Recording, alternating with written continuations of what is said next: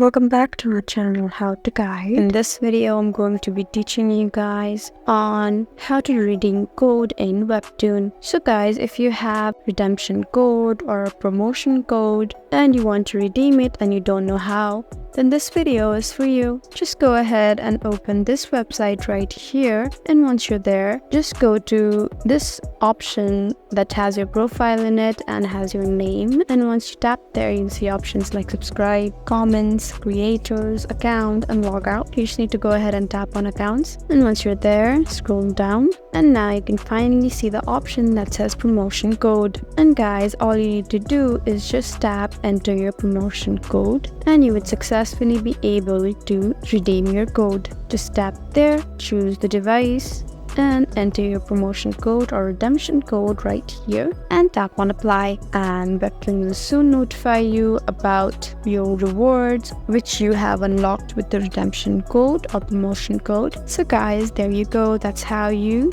redeem codes in WEBTOON. Hope this video was helpful for you. If you found this video helpful, please leave us a like and drop us a comment down below.